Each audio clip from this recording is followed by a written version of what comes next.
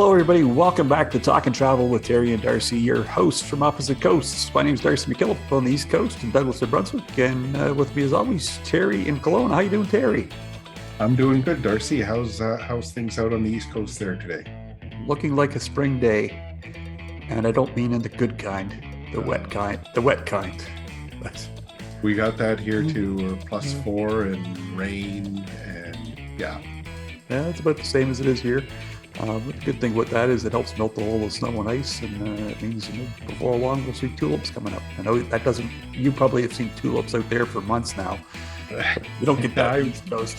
Yeah, I do wish our flowers are struggling this year here, but we're getting there. Yeah.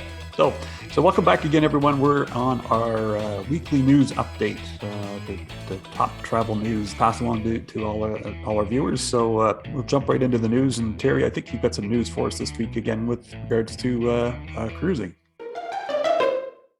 Transport Canada and the federal government are allowing cruise ships back into Canada, which is great news.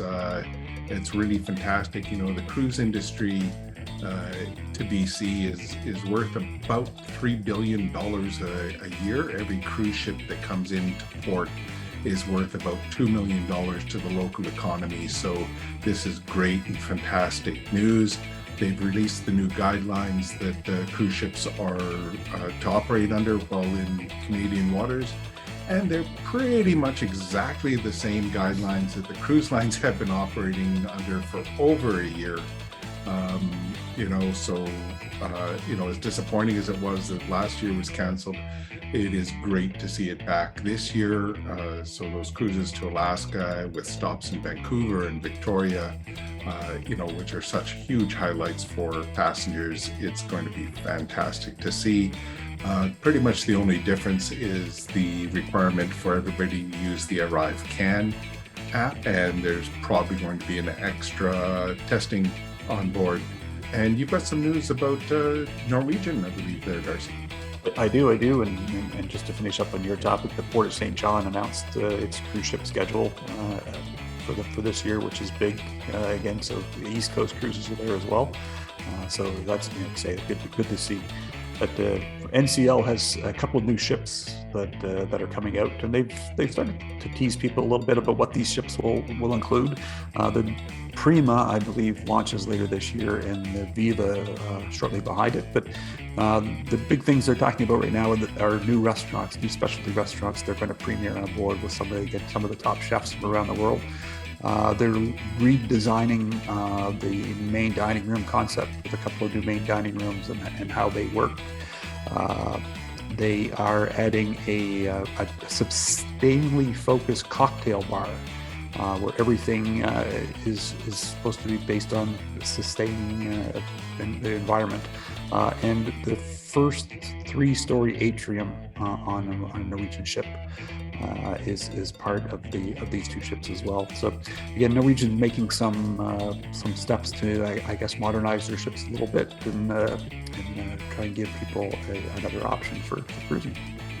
That sounds awesome. You know, it's amazing to me to see how all the cruise lines have really picked up the culinary aspects of it, and those specialty restaurants on board really do pick up the game. And I have to say, I'm a little bit intrigued about the sustainable cocktail bar. That's got a certain appeal to it for sure. So yeah, it should be interesting. Moving along, I guess now we'll talk about Walt Disney World.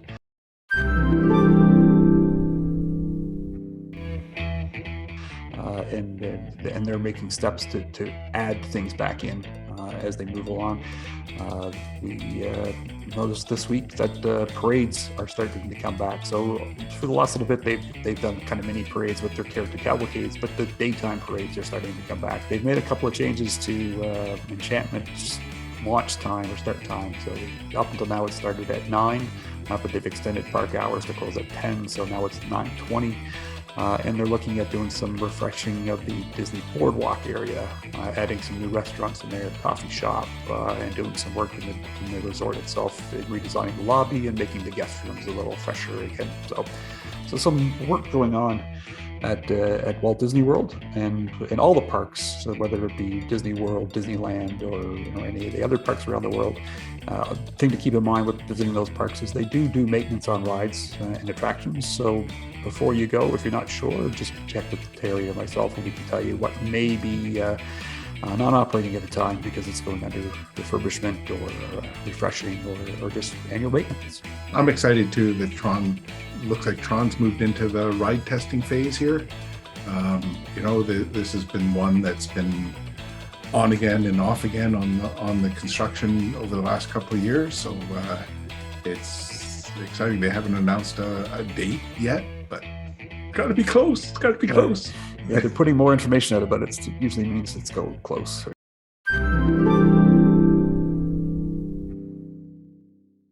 Staying on the topic of theme parks, Super Nintendo World is opening at Universal Studios in Hollywood in 2023. The very first Super Nintendo World opened in Japan, and it is absolutely phenomenal. It looks incredible. It looks like you're right inside the video game, right inside the Nintendo World there for sure. Opening dates have not been announced yet for Universal Studios in Singapore or Universal's Epic Universe in Orlando. The Epic Universe in Orlando is one I think Darcy and I are really, really excited to see. Epic Universe is going to be really great. Hopefully there's dates announced for that soon. Countries around the world continue to modify their requirements for entry in that. And big news for people that love Hawaii is that Hawaii is ending its Safe Travels program for domestic travelers. International travelers will follow the U.S. federal government travel requirements. So that's great news for those that want to see Hawaii. The restrictions are coming off quite a bit. Check with us on your travel dates, and we can keep you up to date on what is required. And you've got some news out east with airlines. Last week we had the big announcement for WestJet and Sunwing purchase plan. This week, not a merger, but Air Transat and Porter Airlines have announced a new code-sharing agreement, which is big for East Coast. And if you're a user of Porter, you know that they're more of a regional airline. So and they fly into Billy Bishop in Toronto and out of the airports in Atlantic Canada. What this is going to allow people to do initially with Porter flying out of Halifax or Billy Bishop is to code-share with Air Transat and vice versa, with flights going through Air Transat's terminal in Montreal. If you're a Porter customer, it'll get you access into the US, the South, into Europe by code-sharing with Transat. And it also allows you to get into the western provinces. There's some flights into Calgary and Edmonton that'll be part of that as well, I believe, which will be good for both airlines and hopefully give us some more air competition in Canada and help with the fares. That is such great news to hear, because you guys have really suffered with a vacuum as WestJet and Air Canada really wound service down out in the Atlantic provinces. Make it a lot easier to come out and see you. Yeah, that's for sure. Or get out your way. So that's all I have for this week, Terry. I'm not sure if you have anything else you wanted to add in. No, it's been a short news week here this week. Not a huge major news, but we're still very excited about the cruising coming back. Very excited to see the changes at Disney coming along and Super Nintendo World for 2023. I'm hoping at some point in time they put in a Mario Kart ride, so whether that one you can use to tour the streets of Tokyo. Yeah, a whole different meaning to Tokyo Drift there for sure. So again, that's our news for this week. Again, if you like what we're doing, if you want to follow us along, subscribe to us, you'll get notifications about it. Share these news out with everybody you can, let them know what's going on, and we will see you next time. So from the East Coast, I'm Darcy. Have a good weekend. The West Coast, I'm Terry. Enjoy your weekend, and we will be back to you next week with next week's news. Take care.